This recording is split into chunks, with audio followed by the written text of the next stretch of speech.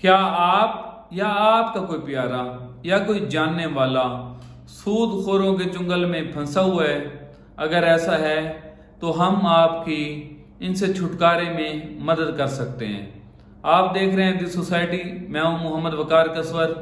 अभी हमें फॉलो और सब्सक्राइब कीजिए और लाइक करते हुए हमारी वीडियो को शेयर कीजिए।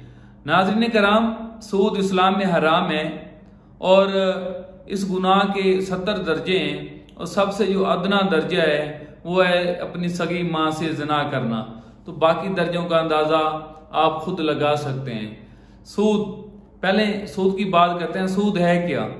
पैसे के जरिए पैसा वसूल करना, जिन्स या किसी चीज को महंगा करके बेचना या टाइम पर सेल करना, उसके पैसे लेना, ये सूद के जिम्मे में नहीं आता। लेकिन जो लोग पैसा देकर उससे पैसा वसूल करते हैं, ये सूद है। पाकिस्तान में सारा हमारा जो माशी सिस्टम है, इसमें सूद ने बुरी तरह अपनी जड़ें मजबूत की हुई हैं और हमारे तजज़ियाकार और माशी एक्सपर्ट यही सोचते हैं कि सूद का जो निज़ाम हमारे बैंकों में राइज है, इसे सूद फ्री नहीं किया जा सकता। बहरहाल पाकिस्तान में आम शख्स यानी किसी प्राइवेट शख्स का बैंकों के अलावा किसी भी शख्स का सूद का काम करना कानूनन जुर्म है और इस जुर्म की कम अज कम सजा 10 साल है। अब हमारे यहाँ आपने कभी गौर किया होगा, हमारे मोहल्लों में, सोसाइटियों में, शहरों में, देहातों में बहुत सारे प्राइवेट शख्स सूद का कारोबार कर रहे होते हैं और इस तरह के जो जालिम और हरामी किस्म के होते हैं कि इनसे लोग इंतहाई तंग होते हैं। असल में वसाइल की कमी, हालात से मजबूर और गुर्बत, ये वो चीज़ें हैं जो इंसानों को कोई भी जुर्म करने पर आमादा कर सकती हैं और सूद भी उनमें से यकीनन एक जुर्म है। नाज़रीन कराम, ऐसे गरीब लोग जब इस तरह के सूदखोरों के चुंगल में फंसते हैं तो यकीन करें, सब कुछ फरोख्त करके भी, हर चीज़ बेच के, अपना सारा मालो मता लुटा के भी ये सूद की रकम वो पूरी अदा नहीं कर पाते।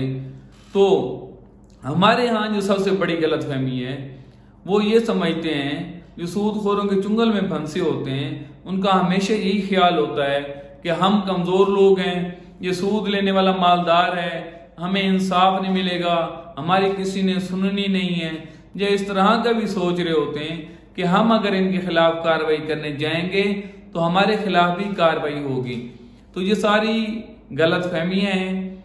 सूदखोर, अगर आप किसी सूदखोर के चुंगल में फंस चुके हैं तो आपको परेशान होने की बिल्कुल ज़रूरत नहीं है।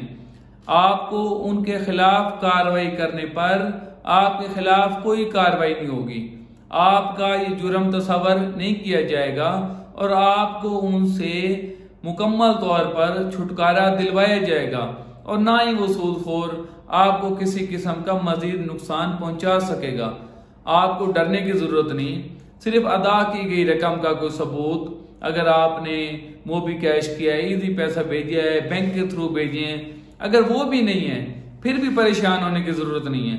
आपके पास 2 गवाह हों, आप खुद हों, आप जाएं, आप कार्रवाई करें और इंशाअल्लाह उस सूदखोर से आपकी जान हमेशा के लिए बख्शी जाएगी। मजीद अगर आपको इस सारे मामले में कई मुश्किल पेश आती है, आपको समझ नहीं आ रही आप कहाँ से स्टार्ट करें, कैसे ये कार्रवाई करें, इसका इंजाम क्या होगा, या कोई और वहम है आपके ज़हन में, तो परेशान होने की ज़रूरत नहीं है।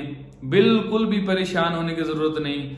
आप किसी भी वक्त हमसे रब्ता कर सकते हैं।